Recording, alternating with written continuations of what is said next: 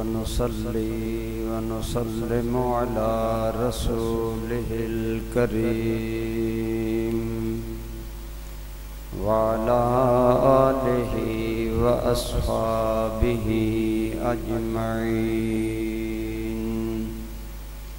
أما بعد فأعوذ بالله من الشيطان الرجيم. بسم الله الرحمن الرحيم. لقد من الله على المؤمنين إذ بعث فيهم رسولا من أنفسهم يتلو عليهم آياته ويزكيهم ويعلمهم الكتاب والحكمة وإن كانوا من قبل لفي ضلال مبين. صدق الله مولانا العظيم. صدق وبلغنا رسوله النبي الأمي الأمين الحبيب الكريم. درود پاک. اللهم صل على سيدنا ومولانا محمد وعلى آل سيدنا ومولانا محمد وبارك وسلم عليه.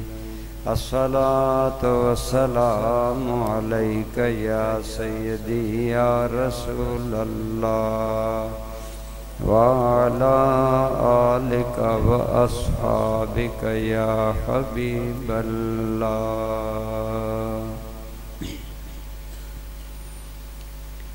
بے حد حمد و ثنا اللہ جل جلالہ و عم نوالہ کے لیے، اور لامحدود درود پاک حضور آقا نامدار مدنی تاجدار رسول کریم صلی اللہ تعالی علیہ وسلم کی ذات پاک پر. اس کے بعد برادران اسلام، گزشتہ سے پیوستہ جمعہ آپ کے سامنے میں نے حضور نبی رحمت صلی اللہ علیہ وسلم کی بعثت مبارکہ کے مقاصد پر بات شروع کی تھی کہ سرکار دنیا میں کس مقصد کے لیے تشریف لائے.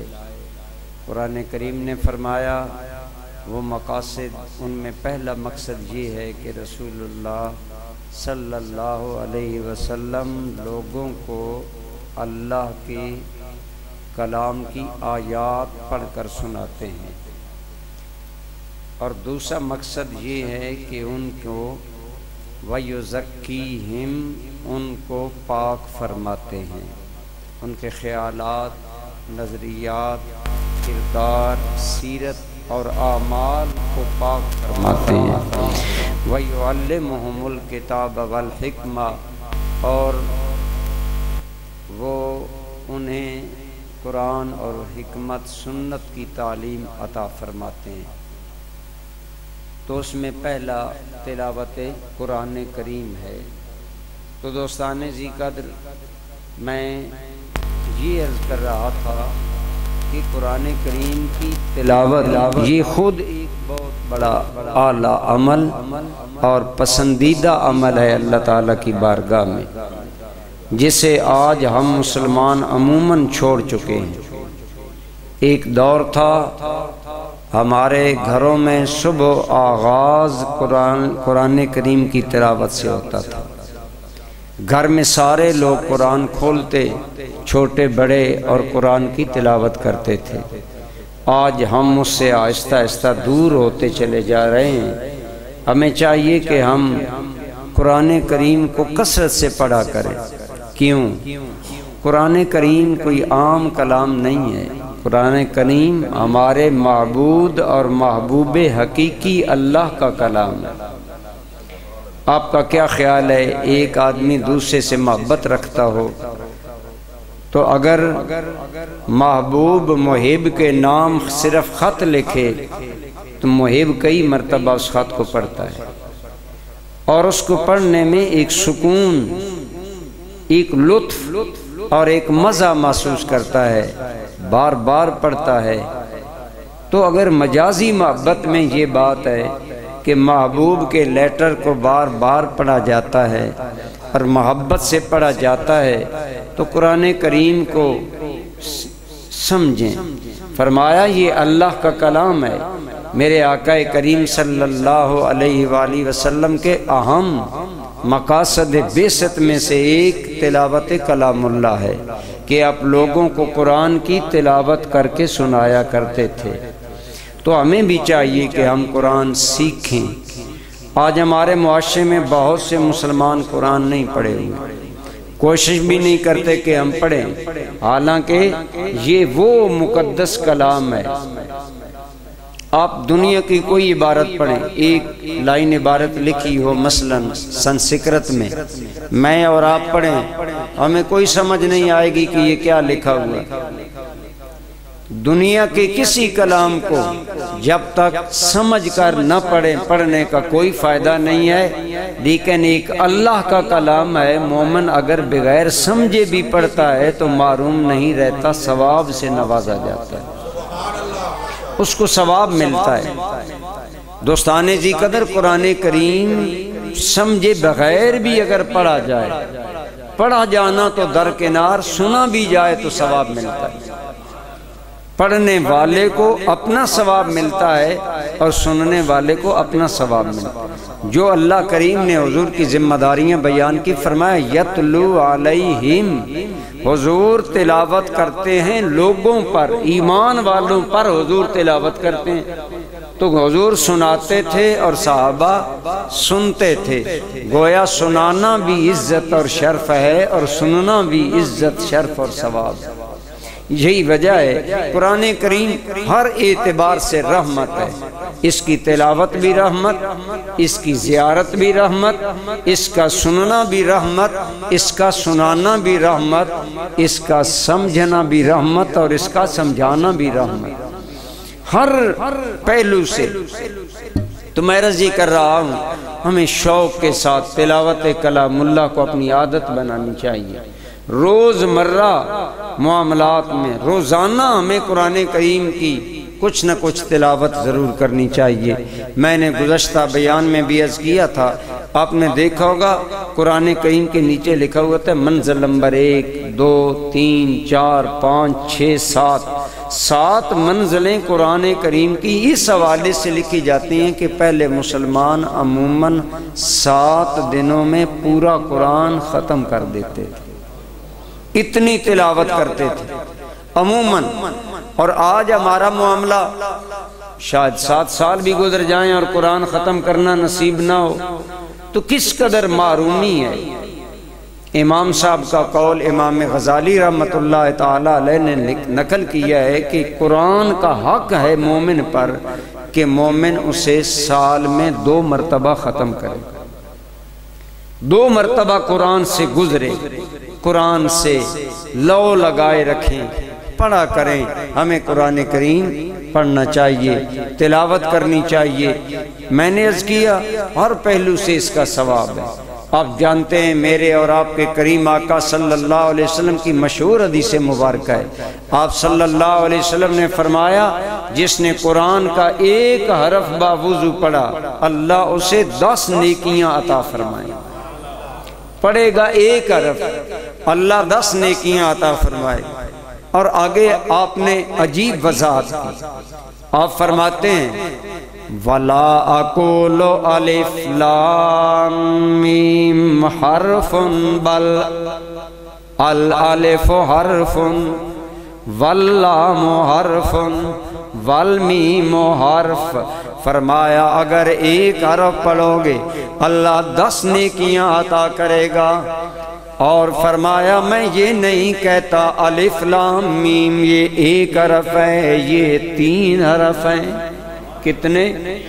الف الگ، لام الگ، میم الگ۔ گویا فرمایا اگر الف لام میم بھی پڑھو گے اللہ کریم 30 نیکیاں عطا فرمائے گا۔ اب آپ اندازہ لگا لیں ایک رکوع میں کتنے حرف ہوتے ہیں، ایک پاؤں میں کتنے حرف ہوتے ہیں۔ جب بندہ مومن پڑھتا ہے، حدیث پاک میں آتا ہے، میں نے شاید پہلے بھی مثال دی تھی، حضور نبی رحمت صلی اللہ علیہ وسلم نے صحابہ کرام کو فرمایا بتاؤ اگر کوئی آدمی فلاں وادی میں، ایک وادی کا نام وادی عقیق، اس کا نام لے کر حضور صلی اللہ علیہ وسلم نے فرمایا اگر کسی آدمی کو کہا جائے کہ وہاں جاؤ اور وہاں سے تمہیں ایک اونٹنی ملے گی اور وہ اونٹنی ملنے میں کوئی گناہ، کوئی تکلیف، کوئی مشقت نہیں ہوگی۔ بعض اوقات کوئی مال حاصل ہوتا ہے لیکن گناہ بھی ہوتا ہے۔ اگر ایک آدمی چوری کر کے لاتا ہے آدمی تو چوری میں مال تو ملتا ہے لیکن چوری کا گناہ ہوتا ہے۔ فرمایا بغیر کسی گناہ کے کیا تم میں سے کوئی چاہتا ہے کہ صبح وادی عقیق جائے اور 1 یا 2 اونٹنیاں لائے؟ یا رسول اللہ کون نہیں چاہتا؟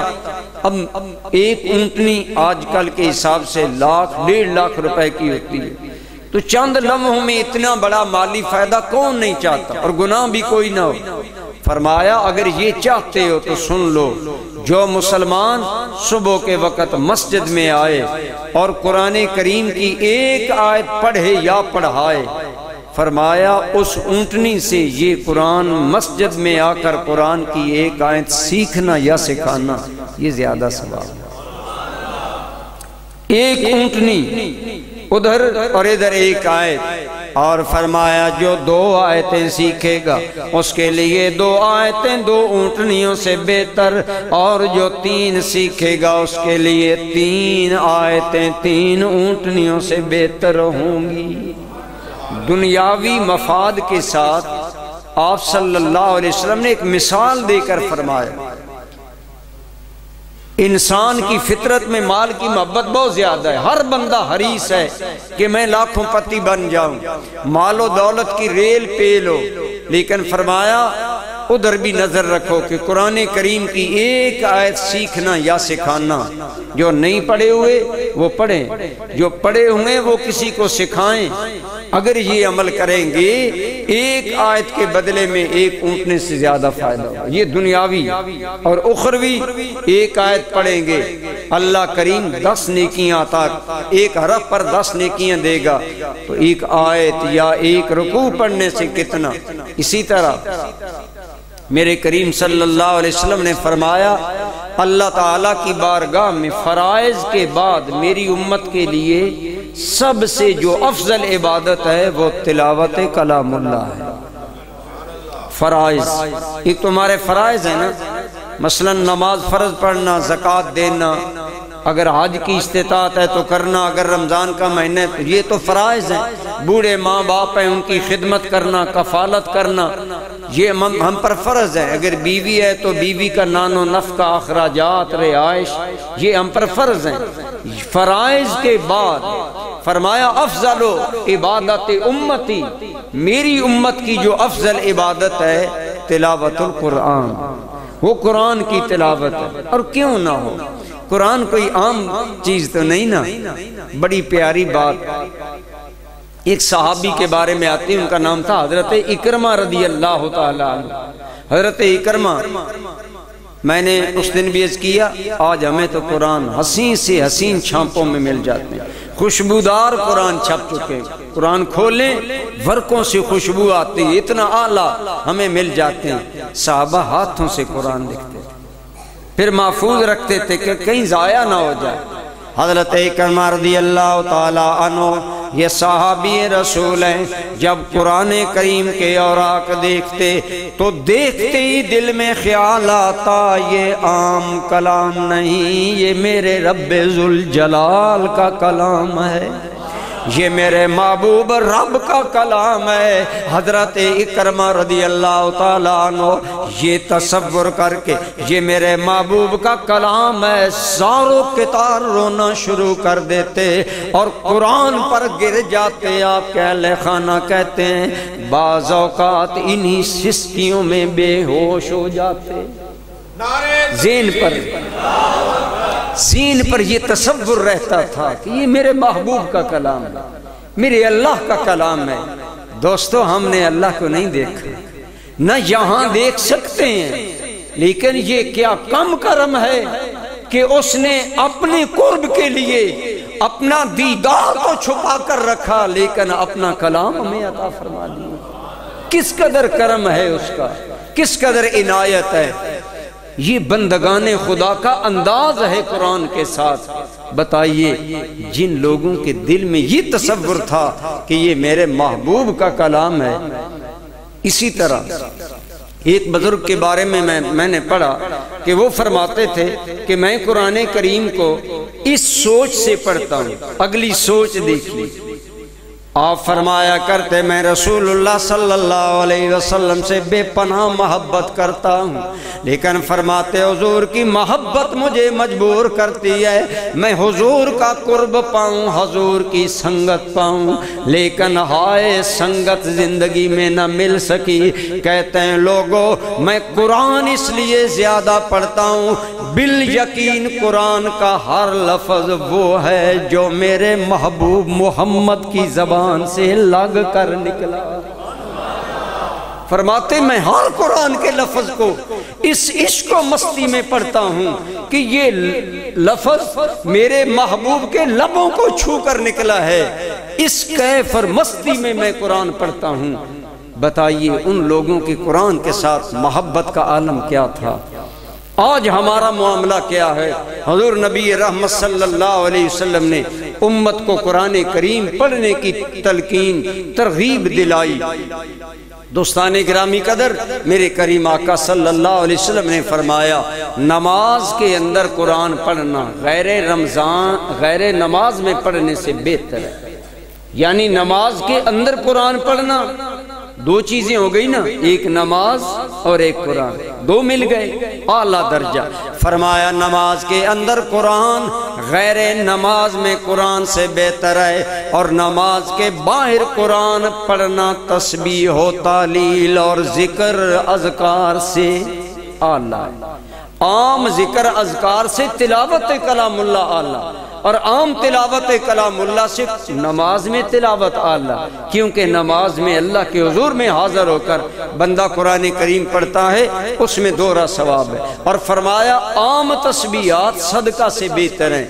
ایک مرتبہ غریب صحابہ عرض کرنے لگے یا رسول اللہ صلی اللہ علیہ وسلم دیکھیں نا ہمارے ہاں تو مقابلہ ہے نا، اس نے ایک کوٹھی بنا لی ہے، میں پیچھے رہ گیا، اب میں نے بھی بنانی ہے، اس جیسی بنانی ہے، اس نے فلاں کپڑے پہن لیے، میں نے اس سے اچھے کپڑے، ہمارا یہ مقابلہ ہوتا ہے۔ صحابہ دین کا مقابلہ کرتے تھے۔ غریب صحابہ حضور کی بارگاہ میں عرض کرنے لگے یا رسول اللہ صلی اللہ علیہ وسلم آقا ہم آخرت کی دوڑ میں امیر صحابہ سے تو نہیں نہ مل سکتے۔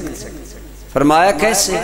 یا رسول اللہ ان کو اللہ نے مال دیا، وہ مال اللہ کے راستے پر صدقہ خیرات کرتے ہیں، اور یا رسول اللہ وہ کر سکتے ہیں صدقہ خیرات، ہم نہیں کر سکتے، تو ہم تو پیچھے رہ گئے نا۔ یہ ہے فکر صحابہ کی، ہمیشہ دین کے معاملے میں اپنا مقابلہ، اور یہ رکھتے تھے کہ میں آگے بڑھ جاؤں، میں آگے بڑھ جاؤں۔ کتنے ایسے واقعات آپ نے سنے ہوں گے، صحابہ کوشش کرتے تھے۔ حضرت عمر کہتے ہیں مدینہ میں ایک بیوہ عورت رہتی تھی، میں نے سوچا میں اس کا پانی بھرا کروں گا، لیکن میں جب بھی پانی بھرنے جاتا تو مجھ سے پہلے بیوہ کا پانی بھرا ہوتا تھا۔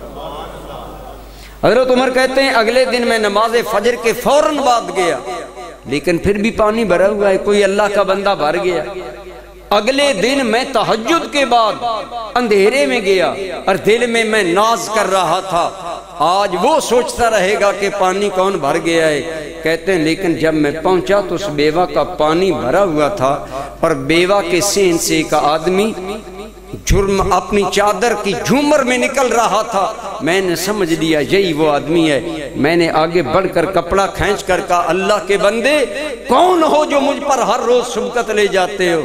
کہتے ہیں جب چادر منہ سے ہٹی فیضان ہوا امیر المومنین ابو بکر صدیق، تو بیوہ کا پانی بھر کر مجھ سے پہلے نکلنے والا انسان وقت کا بادشاہ امیر المومنین صدیق اکبر۔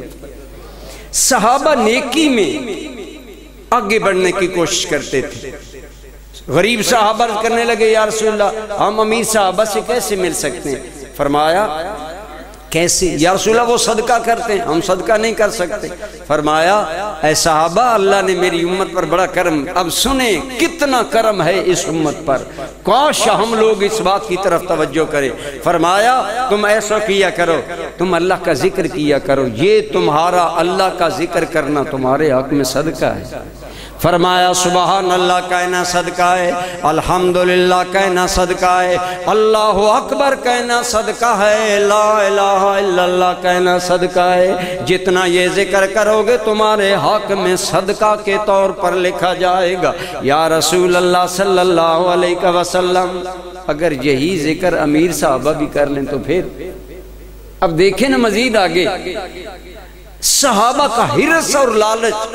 اگر امیر، اب واضح بات ہے حضور امیروں کو تو منع نہیں کر سکتے تھے نا کہ امیر ذکر نہ کریں، عموماً امیر تو دین کی طرف کم آتے ہیں، لیکن جو آتے ہیں وہ بخت والے ہیں، ان کا اپنا بخت ہے۔ آپ نے فرمایا ہاں جو امیر صحابہ میں سے مالدار میں سے جو بھی ذکر کرے گا اسے بھی ثواب ملے گا، لیکن میرے کریم نے غریبوں کی دلداری کی۔ فرمایا لوگو میری اطاعت و فرما برداری اختیار کیے رکھو، اللہ کا ذکر کیا کرو۔ تو میں عرض کر رہا تھا عام ذکر بھی صدقہ ہے، تسبیح ہے، لیکن حضور نے فرمایا عام تسبیح سے تلاوت کلام اللہ افضل ہے، بہتر ہے، لہذا زیادہ تلاوت کرنی چاہیے، بہت زیادہ تلاوت کلام اللہ کرنی چاہیے، کیونکہ اس کے نیکی ہونے میں، قبول ہونے میں تو کوئی شک نہیں رہتا۔ لہذا اسی طرح قرآن کریم حضرت علی سے بلکہ مروی ہے، آپ فرماتے ہیں جو آدمی نماز میں ایک حرف قرآن کا پڑھتا ہے اللہ پڑھنے والے کو 100 نیکیوں کا ثواب عطا فرماتا ہے۔ نماز میں ایک حرف قرآن کا پڑھنا، اب ہم کل شریف پڑھتے ہیں تو دیکھیں اس پر ایک ایک آیت پر 100، ایک ایک حرف پر 100 نیکی، تو صرف کل شریف پڑھنے میں کتنی نیکی ہوگی؟ اسی طرح جو نماز میں پڑھتے ہیں، اس طرح فرمایا جو لوگ سنتے ہیں قرآن انہیں بھی اللہ تعالیٰ ثواب عطا فرماتے ہیں۔ تو قرآن کریم کی تلاوت یہ ہمارا محبوب مشغلہ ہونا چاہیے، مسلمان کو چاہیے وہ قرآن کریم سے محبت کرے۔ صحابہ کرام باہم اس آدمی کی محبت عزت زیادہ کرتے تھے جو زیادہ قرآن جاننے والا ہوتا تھا، جو زیادہ قرآن کا علم رکھتا تھا۔ بہرحال آج ہمارا زیادہ گفتگو تلاوت کلام اللہ پر ہے، وہ ہمیں کرنی چاہیے، جنہیں نہیں آتا انہیں پڑھنا چاہیے۔ حدیث پاک میں آتا ہے میرے آقا صلی اللہ علیہ وسلم نے فرمایا والذی یقرأ القرآن ویتتعتع، فرمایا وہ آدمی جو قرآن پڑھتا ہے اور اٹکتا ہے۔ اب بعض آدمی ہوتے ہیں جنہیں روانگی سے قرآن پڑھنا شروع میں نہیں آتا، لیکن یہ نہیں ہونا چاہیے کہ روانگی میں ہمیں آئی ہی نہ، ہم دنیا کی باتیں تو بڑی روانگی میں کریں، انگریزی تو بڑی روانگی میں پڑھیں، ہم اشعار پسندیدہ بڑی روانگی میں پڑھیں، ایک ایک خطیب اور ایک ایک نعت خوان کو سینکڑوں اشعار یاد ہوں لیکن قرآن یاد نہ ہو، یہ زیادتی ہے۔ قرآن کو ترجیح دینی چاہیے۔ فرمایا لیکن جو قرآن نہیں پڑھے ان کے لیے بشارت ہے۔ فرمایا والذی یقرأ القرآن ویتتعتع، وہ آدمی جو قرآن پڑھتا ہے اور قرآن پڑھتے ہوئے اٹکتا ہے، لفظ جلدی ادا نہیں ہوتا، فرمایا فلہ اجران، اس میرے امتی کو اللہ دوہرا ثواب عطا فرمائے۔ جتنی دیر آپ اٹک کر قرآن پڑھتے ہیں وہ مشقت میں پڑھنا بھی اللہ کریم ضائع نہیں کرے گا۔ ایک آدمی قرآن نہیں پڑھا ہوتا، پہلے جوڑ کرتا ہے، پھر لفظ ملاتا ہے اور ملا کر پھر بھی روانگی نہیں آتی، کتنا بڑا کرم ہے۔ فرمایا جتنی دیر لگاؤ گے دوہرا اجر ملے گا۔ یا رسول اللہ کس چیز کا؟ فرمایا ایک قرآن پڑھنے کا اور ایک اس مشقت میں پڑھنے کا۔ ہے نا کرم۔ اسی طرح میرے کریم آقا صلی اللہ علیہ وسلم نے فرمایا جس آدمی کو قرآن نہ آتا ہو اور قرآن پڑھنا شروع کر دیا گیا، جو اس کا ارادہ ہے وہ پورا نہ بھی کر سکا، اللہ قیامت میں پورا کر دے گا۔ مثلا ایک آدمی قرآن پڑھنا چاہتا ہے، شروع کیا، مشقت رکاوٹ آئی لیکن پڑھتا ہی رہتا ہے، فرمایا اگر اس کا ارادہ یہ تھا کہ میں حافظ بن جاؤں، حافظ نہ بن کر بھی مرا، اللہ قیامت کے دن اسے حافظوں کے ساتھ حشر عطا فرمائے گا۔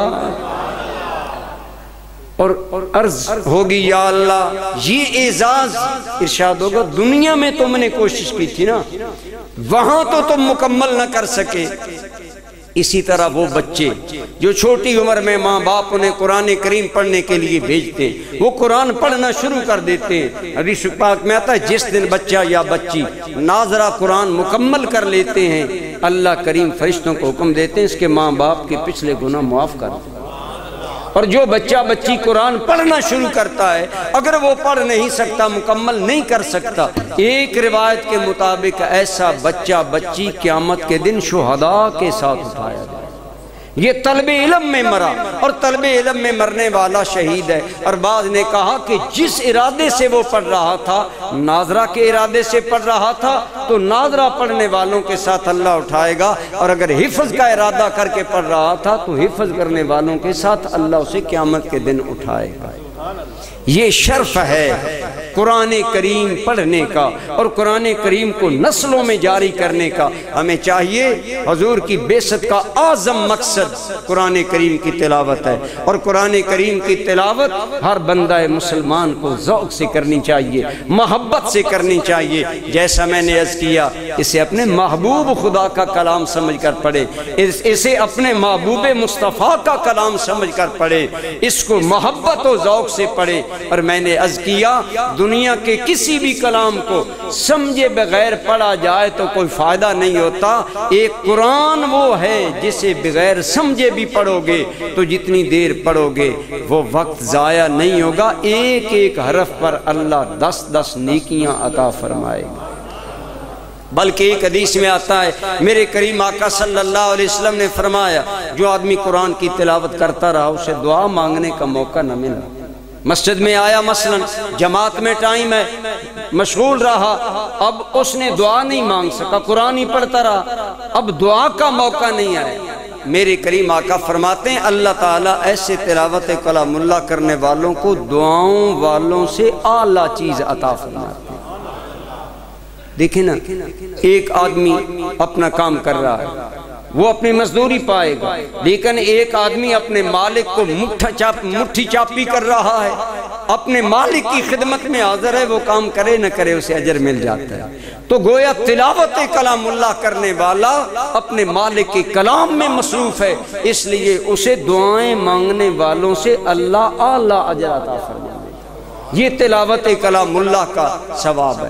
اسی طرح اگر ہم گھروں میں، میرے آقا نے فرمایا الجوف الذی لیس فیہ شیء من القرآن کالبیت الخرب، او کما قال علیہ السلام، فرمایا جس دل میں بالکل قرآن نہیں، جس دل میں بالکل قرآن نہیں وہ برباد گھر کی طرح ہے۔ جیسے ایک ویران گھر ہوتا ہے، اجاڑ والا گھر ہوتا ہے، ایسے وہ دل ہے جس میں قرآن نہیں۔ اس کا مطلب ہے آباد دل وہی ہے جو قرآن سے آباد ہے، جس کے اندر اللہ کا قرآن ہے، اور جتنا قرآن ہے اتنا آباد ہے، اور جتنا قرآن سے محروم ہے اتنا ویران ہے۔ آؤ اپنے دلوں کو قرآن سے آباد کرے۔ جن کے دل قرآن سے آباد ہوں گے خدا کی قسم انہیں جہاں بھی کرم ہوگا وہاں بھی کرم ہوگا۔ عموماً ہم صرف سورہ اخلاص یاد کرتے ہیں مسلمان، وہی پڑھتے رہتے ہیں۔ اس میں کوئی شک نہیں کہ سورہ اخلاص قرآن کریم کی منتخب سورت، بہت بڑی محبوب سورت ہے، اس کا مقام بہت بلند و بالا ہے۔ میں نے کئی مرتبہ یہ بات کی، ایک صحابی ایک محلے کے امام تھے، جب بھی نماز پڑھاتے سورہ اخلاص ضرور پڑھتے، آخر میں پہلے اور آیات پڑھتے، آخر میں سورہ اخلاص پڑھتے۔ تو آپ کو پتہ ہے مقتدی عموماً اماموں کے خلاف ہی ہوتے ہیں۔ شکوہ کر دیا اس محلے کے لوگوں نے حضور سے، یا رسول اللہ یہ جب بھی نماز پڑھاتا ہے تو آخر میں سورہ اخلاص ضرور پڑھتا ہے۔ فرمایا اس سے پوچھو کیوں پڑھتا ہے؟ پوچھا گیا کیوں پڑھتے ہو؟ تو اس صحابی نے جو جواب دیا وہ سنے، وہی جہاں سے میں نے آغاز کیا تھا کہ محبت سے کوئی بھی کام کرے، اس کو اپنے محبوب رب کا کلام سمجھے۔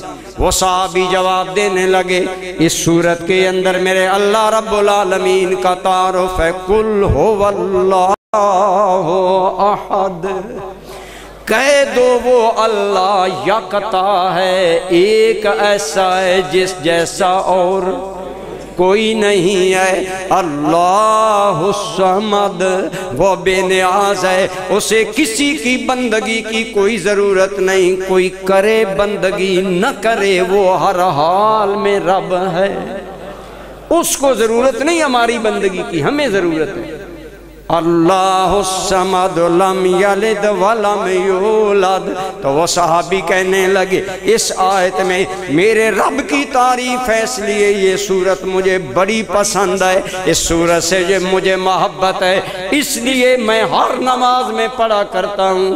جبریل امین فوراً سدرہ چھوڑ کر آ گئے، عرض کیا یا رسول اللہ، رب کریم فرما رہے ہیں اس بندے کو بتا دو، اے سورہ اخلاص سے پیار کرنے والے، ہمیں تم سے پیار ہے، تمہیں کل شریف سے پیار ہے، ہمیں تم سے پیار ہے۔ تو یہ سورت اتنی محبوب ہے کہ اس کی محبت بھی بندے کو بہت زیادہ، اس کا مقام ہے سورت کا۔ ایک صحابی حضور کے فوت، ان کا نام تھا معاویہ بن ابو معاویہ، فوت مدینہ میں ہوئے، یہ مشہور امیر معاویہ نہیں اور صحابی، وہ فوت مدینہ میں ہوئے، حضور غزوہ تبوک میں موجود تھے، سینکڑوں میل دور، حضرت جبریل حاضر ہوئے، یا رسول اللہ معاویہ فوت ہو گئے۔ اچھا یا رسول اللہ آپ جنازہ پڑھنا چاہیں گے؟ ہاں جبریل میں پڑھنا چاہوں گا۔ جبریل نے پر مارا، ابو معاویہ کی میت حضور کے سامنے آ گئی، حضور نے جنازہ پڑھا۔ جو کہتے ہیں نا غائبانہ نماز جنازہ، یہ صرف رسول اللہ کا خاصہ ہے اور کسی کا خاصہ نہیں۔ میت سامنے ہونی چاہیے جنازے میں، اور سامنے میت صرف رسول اللہ کی ہوتی ہے اور کسی کی نہیں ہوتی۔ ہزاروں صحابہ شہید ہوئے خلفائے راشدین کے دور میں، کسی صحابی کا غائبانہ جنازہ نہ صدیق اکبر نے پڑھا، نہ حضرت عمر نے پڑھا، نہ حضرت عثمان نے پڑھا، نہ مولا علی نے۔ کیوں؟ یہ رسول اللہ کا خاص پر مارا، سامنے آ گئی، سرکار نے جنازہ پڑھایا، اور حضور نے بعد میں صحابہ کرام کو فرمایا، اے صحابہ کرام، معاویہ بن ابو معاویہ کے جنازے میں 70,000 ملائکہ عالم بالا سے جنازہ میں۔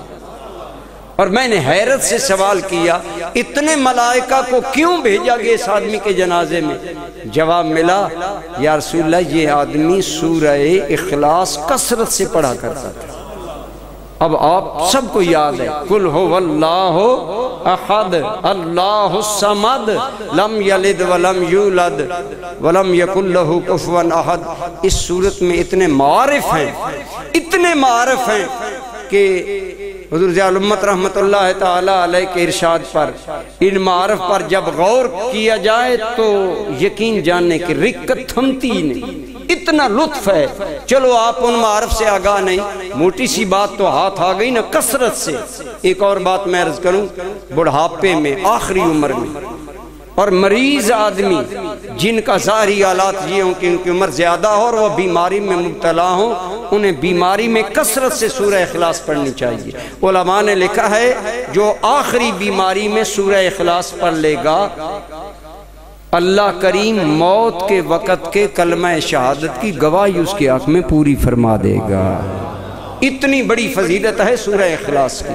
بڑھاپے میں اپنے بزرگوں کو تاکید کیا کرے، بتایا کرے کہ کثرت سے کلشی پڑھا کرے، اور کثرت سے شہادتین، اشہد ان لا الہ الا اللہ وحدہ لا شریک لہ واشہد ان محمدن عبدہ ورسولہ، یہ دو کلمات ان کو پڑھنے والا آخری بیماری میں اس کا ان لوگوں میں شمار ہوگا جن کا مرتے وقت آخری کلمہ طیبہ ہوگا، اور انہیں جنت الفردوس کی بشارت سنائی گئی ہے۔ تو میں عرض کر رہا تھا، ہم سورہ اخلاص پر یہ عموماً گزارا کرتے ہیں، لیکن نہیں برادران اسلام، چاہیے قرآن اور بھی یاد کرے۔ میرے آقا نے فرمایا قیامت کا دن آئے گا، بندہ مومن آئے گا، اللہ تعالیٰ قرآن پڑھنے والوں کو فرمائے گا، اے قرآن پڑھنے والے وقرأ القرآن، قرآن پڑھتا جا، ورتقے، اور جنت کی سیڑھیاں۔ آج یہاں ہوتا ہے جی میرا گریڈ بڑھ جائے، میرا گریڈ بڑھ جائے، اور اگر 20ویں سے 21ویں میں جائے پورے ملک میں شہرت ہوتی ہے، فلاں آدمی جی اخبار میں خبر لگتی ہے 21ویں گریڈ میں چلا گیا، دعوتیں ہوتی ہیں، خوشیاں منائی جاتی ہیں۔ یہاں کے گریڈ بڑھیں تو خوشیاں مناتے ہیں، وہاں گریڈ بڑھیں گے تو قرآن کی بنیاد۔ جس کا جتنا زیادہ قرآن سے تعلق ہوگا، حدیث پاک پوری سن لیں، ارشاد ہوتا ہے اقرأ القرآن ورتلہ کما کنت ترتلہ فی الدنیا، میرے بندے قرآن پڑھتا جا ایسے ایسے ترتیل کے ساتھ، سکون و محبت کے ساتھ، جس محبت کے ساتھ دنیا میں سے میرا کلام سمجھ کر پڑھتا تھا، اپنے محبوب رب کا کلام سمجھ کر پڑھتا تھا، اپنے محبوب مصطفیٰ کی زبان سمجھ کر پڑھتا تھا، اور قواعد تجوید و قرات میں پڑھتا تھا۔ آج پڑھتا جا جنت کی سیڑھیاں۔ فَإِنَّ آخِرَ مَنْزِلَتِكَ عِنْدَ آخِرِ آیَةٍ تَقْرَأُهَا أَوْ تَتْلُوهَا أَوْ كَمَا قَالَ علیہ السلام، فرمایا قرآن پڑھتا جا، جنت کی سیڑھیاں چڑھتا جا، تیرا آخری مقام وہ ہے جہاں تیری تلاوت ختم ہوگی۔ اب آپ غریباں میں جھانک کر سوچیں ہماری تلاوت کہاں ختم ہوگی؟ کتنا ہمیں قرآن آتا ہے، کتنا قرآن سے شغف ہے۔ تو درجات کی بلندی کا آخرت میں ایک ذریعہ تلاوت کلام اللہ ہے۔ اس لیے ہمیں چاہیے، رسول اللہ کی بعثت کا پہلا مقصد تلاوت کلام اللہ تھا، اس میں ہمیں شغف پیدا کرنا چاہیے، محبت پیدا کرنی چاہیے۔ جو آدمی قرآن پڑھتا ہوگا زندگی میں اور قرآن سے محبت کر کے مرے گا، حدیث پاک میں آتا ہے جب اسے قبر میں رکھا جاتا ہے نا، اللہ کریم قبر کو کہتے یا اردو لا تأکلی جسدا، اے زمین اس کے بدن کو نہیں کھانا۔ تو حدیث پاک میں آتا ہے زمین عرض کرتی ہے وَكَيْفَ آکُلُ وَأَنَا أَعْلَمُ فِي صَدْرِهِ كَلَامُكَ، اے میرے مالک میں اس کے بدن کو کیسے کھا سکتی ہوں جس کے بدن میں تیرا کلام موجود ہے۔ یہ ہے حافظ قرآن، عالم قرآن کی شان قبر میں کہ مٹی بھی اسے گویا یوں سمجھ لیں سلام کرتی ہے، اے آنے والے قرآن کے عاشق، اے آنے والے قرآن کے قاری، گھبرا نہیں، اگر ماں کی گود سے جدا ہوا ہے تو تو میری گود میں آ گیا ہے، اور میں تیرے لیے سلامتی بن گئی ہوں، کیونکہ میں جانتی ہوں تیرے سینے میں میرے رب کا کلام موجود ہے، میرے اللہ کا کلام موجود ہے۔ یہ ہے قرآن کی وہ سنگت، وہ وفا جو دو جہاں میں کرے گا۔ میرے اور آپ کے کریم آقا صلی اللہ علیہ وسلم نے فرمایا قرآن سے محبت کرو، قرآن کی تلاوت کیا کرو، اپنے گھروں میں قرآن پڑھا کرو۔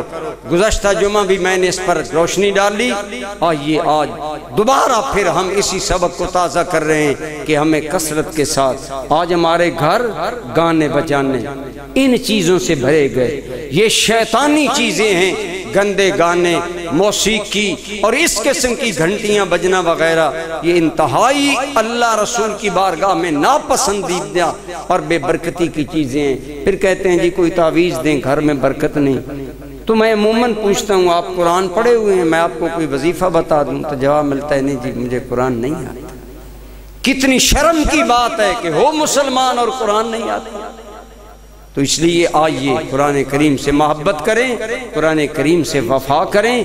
آج آپ قرآن سے محبت کریں گے، میں نے اس جمعہ عرض کیا تھا سرکار کریم صلی اللہ علیہ وسلم نے فرمایا اللہ کی بارگاہ میں سب سے مقبول شفاعت قرآن کی، جس کے حق میں قرآن گواہی دے گا نا، قرآن اس کو بخشوا کر چھوڑے گا، اللہ اس کی شفاعت قبول کریں گے۔